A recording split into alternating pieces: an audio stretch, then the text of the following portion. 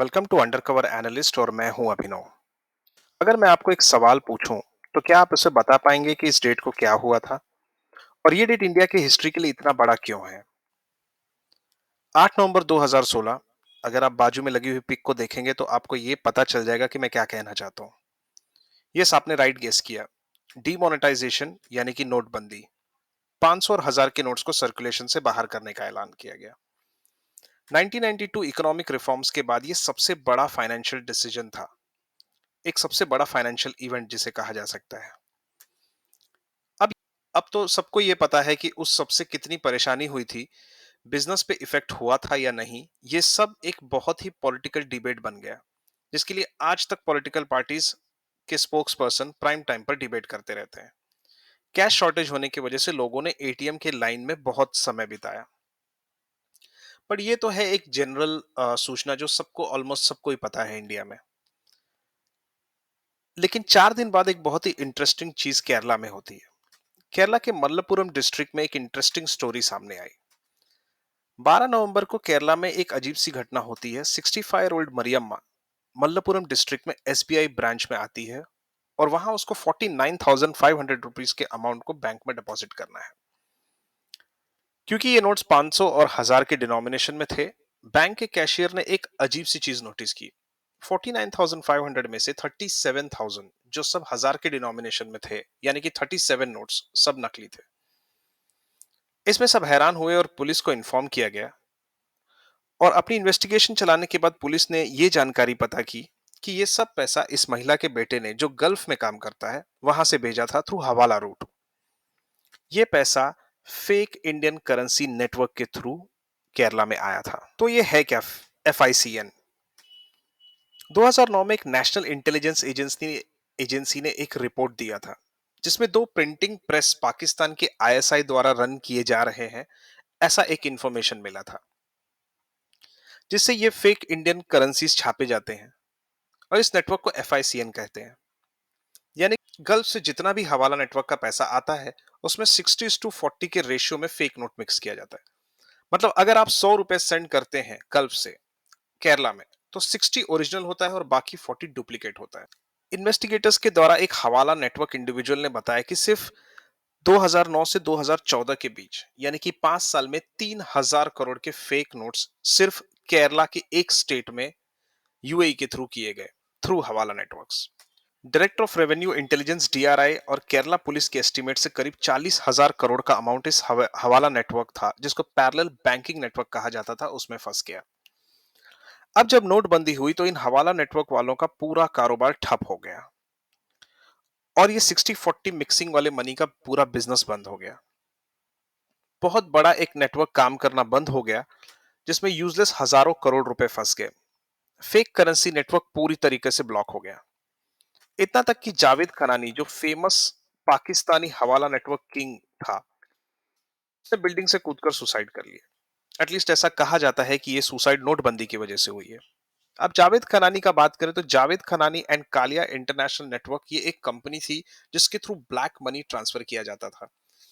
ये पूरे पाकिस्तान में बिजनेस चलाता था और ऐसा कहते हैं कि फेक इंडियन करेंसी नेटवर्क के ऑपरेटर्स यही लोग थे। ये कंपनी 40% ऑफ पूरे मनी एक्सचेंज का ट्रांजैक्शंस पूरे कंट्री में करता था। ये पैसा टेररिज्म फंडिंग के लिए भी यूज होता था।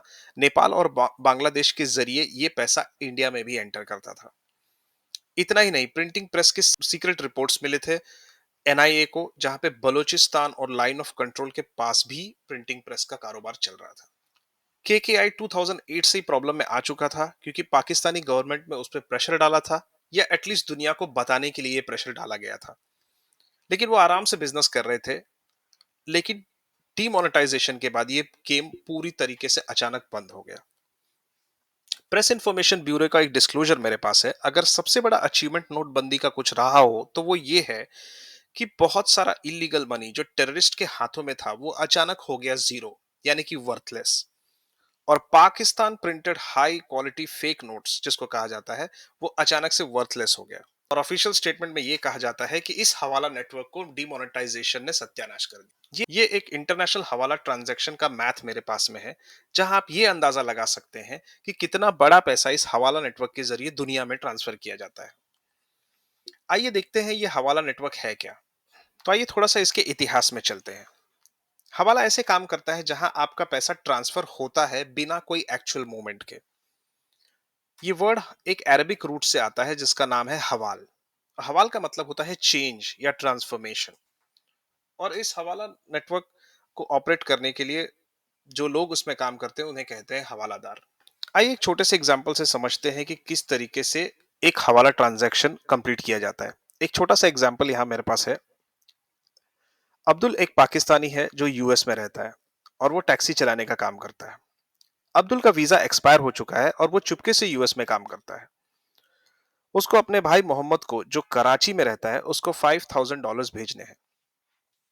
वो बैंक में जाता है और वहां पैसे सेंड करने का ऑप्शन देखता है। वहां उसे ये पता चलता है कि बैंक उसे एक अकाउंट खोलने को कह रहा है। अकाउंट खोलने के बाद वो ऑफिशियल एक्सचेंज रेट पर पैसा कराची सेंड कर सकता है। इस रेट में बैंक को अपना कमीशन भी ऐड करना होता है और बहुत सारी ट्रांजैक्शन फीस भी ऐड करनी होती है। लेकिन सबसे पहली बात यह है कि अब्दुल बिना प्रॉपर वीजा के अकाउंट खोल ही नहीं सकता। अगर अथॉरिटीज को यह पता चल जाए कि वो एक्सपायर्ड वीजा पे रह रहा है तो उसको डिपोर्ट भी कर सकते हैं। फिर भी अगर बैंक अकाउंट खोलता है और वो ये ट्रांजैक्शन करता है तो उसको ये ट्रांजैक्शन बहुत महंगा पड़ेगा। अगर हम लोग 80 रुपीज का एक्सचेंज रेट पकड़ते हैं पाकिस्तान में पैसा सेंड करने का, तो बैंक के सब चार्जेस को अगर हम ऐड करते हैं और उसकी फीस को ऐड करते हैं तो करीबन $450 का डिडक्शन हो जाता है इस पूरे ट्रांजैक्शन में। यानी कि 4 लाख के अमाउंट का सिर्फ 3,66,000 का ही अमाउंट मोहम्मद तक पहुंचेगा। तब अब्दुल दूसरा ऑप्शन देखता है और वो एक इकबाल नाम के हवाला ऑपरेटर को कांटेक्ट करता है। इकबाल के टर्म्स एंड कंडीशन बैंक के सामने एक बराबर है, और तो और वो बैंक से बेटर एक्सचेंज रेट भी दे रहा है। अब्दुल उसके ऑफिस में फोन लगाता है और वहां यस्मीन से बात करता है। यस्मीन उससे कुछ इस तरीके का डील देती है। ₹1 for every dollar and exchange rate of 80। यानी कि ये मतलब है कि अगर $5,000 उसे सेंड करना है तो 5,000 हर एक डॉलर के ऊपर ₹1 यानी सिर्फ उसका ₹5,000 का डिडक्शन होगा। तो 4 लाख में से अगर हम 5,000 को डिडक्ट करते हैं तो पूरा ₹3,95,000 कराची में उसके भाई मोहम्मद तक पहुंच सकता है। और ये डील अब्दुल के लिए एक बेस्ट डील होगा। ये दोनों ऑप्शन में से ये उसके लिए सबसे बेटर ऑप्शन होगा। यहाँ यस्मीन को कुछ खास नहीं करना है। उसे बस कराची में एक फोन लगाना है और उसे बोल देना है कि मोहम्मद तक ₹3,95,000 पहुंचा देना है। वो अपने एक पार्टनर गुलाम को फोन करके ये ट्रांजैक्शन एग्जीक्यूट कर देती है। यहाँ पे अब्दुल के ₹4 लाख यस्मीन को मिले और वहां पे 3,95,000 गुलाम से मोहम्मद को दिए गए। अब्दुल का पैसा मोहम्मद तक ट्रांसफर हो गया है और इस चीज का कोई भी ऑफिशियल रिकॉर्ड नहीं है। वाओ, ये एक सिंपल सा हवाला नेटवर्क में किया हुआ ट्रांजैक्शन है। अब आप सोचेंगे कि यस्मीन के पास आया हुआ पैसा गुलाम तक कैसे पहुंचा। ये कोई पैसे का ट्रांसफर हुआ नहीं है, क्योंकि यस्मीन और गुलाम खुद ही एक नेटवर्क के एक हिस्सा है जिनका पूरा कारोबार पूरी दुनिया में फैला हुआ है। तो सबसे इंपॉर्टेंट एडवांटेज हवाला का जो यहाँ पर आपको दिख के आया होगा वो ये है कि हवाला का स्पीड। सिर्फ एक फोन कॉल पे आपका पैसा एक कंट्री से दूसरे कंट्री में पहुंच गया, कंपेयर टू बैंक्स जहां 3 से 4 दिन लग सकते हैं। आइए सबसे बड़ा सवाल जिस पे हम इंटरेस्टेड हैं वो देखते हैं कि क्या ब्लैक मनी स्टॉक मार्केट को इफेक्ट करता है। जिसने भी 2008 का क्रैश देखा होगा वो ये जानता होगा कि कितनी स्पीड से मार्केट गिरा था। आखिर ऐसा क्यों हुआ, और इतने स्पीड से मार्केट गिरता है तो क्या ये रिटेलर्स ने सेलिंग की है। नॉर्मल रिटेलर के सेलिंग से इतना फास्ट मार्केट कभी नहीं गिर सकता। तो ऐसे कौन लोग थे जिन्होंने मार्केट को इतना फास्ट गिराया या इतनी फास्ट सेलिंग की। तो ये हुआ था एफआईआई के सेलिंग से। आइए थोड़ा सा एक नजर डालते हैं इसके हिस्ट्री पर। इंडिया में एफआईआई का इन्वेस्टमेंट की तेजी 2000 के डेकेड से काफी तेज हो गई, क्योंकि इंडिया ग्लोबल मार्केट्स पर अपनी छाप बना रहा था। एफआईआई फॉरेन इंस्टीट्यूशनल इन्वेस्टर्स, जहां फॉरेन इन्वेस्टर्स अपना पैसा इंडियन मार्केट में लगाते हैं। एफआईआई बहुत जल्दी एग्जिट और एंट्री का काम करते थे उस समय पर। अब ये एफआईआई ने इंडियन मार्केट को बहुत वोलेटाइल बना दिया और मार्केट में वोलेटिलिटी स्टार्ट हो गई 2004 से। ये चार्ट में आपको वोलेटिलिटी स्पाइक दिख सकता है 2008 के आसपास में। अब ये एफआईआईज ने पी नोट्स इश्यू करना शुरू कर दिया। पार्टिसिपेटरी नोट्स एक तरीके का ऑफशोर डेरिवेटिव इंस्ट्रूमेंट है। अब ये ऑफशोर डेरिवेटिव इंस्ट्रूमेंट क्या होता है, इसको हम थोड़ा सा डिटेल में समझेंगे। क्या है पार्टिसिपेटरी नोट्स? कुछ ऐसे इंडिविजुअल या एंटिटीज जो डायरेक्टली सेबी से रजिस्टर्ड नहीं है, लेकिन उनको अपना पैसा इंडियन मार्केट में लगाना है, तो वो एक दूसरे टेक्निक से इंडियन मार्केट में आते हैं। कैसे? एफआईआईज उनको पी नोट्स इश्यू करता है, और ये पी नोट्स इश्यू करते वक्त उनके कोई भी केवाईसी या मनी के सोर्स की पूछताछ नहीं होती। ये एक इलीगल जैसा रूट था, और क्योंकि फिर एफआईआईज किसी को भी पी नोट्स दे सकता है, और पैसा कहां से भी आ सकता है और इसका कोई हिसाब किताब नहीं है।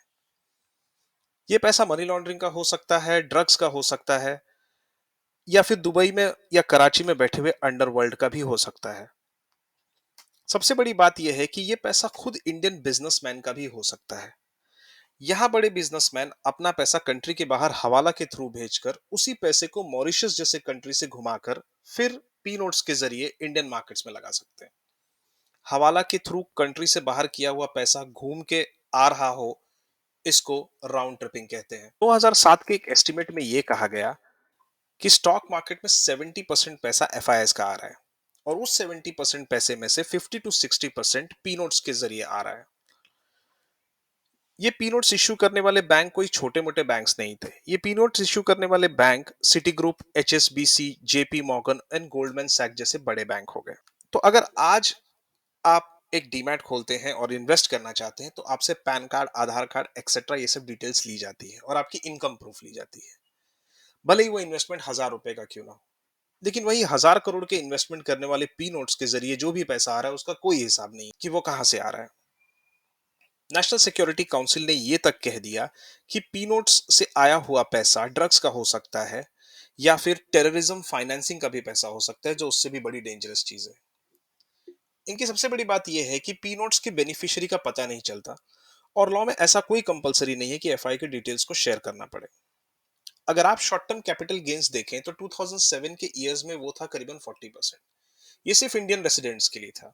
मतलब अगर आप 40 रुपीज कमाते हो शॉर्ट टर्म ट्रेडिंग से, तो 40 रुपीज आपका टैक्सेशन में चला जाता है।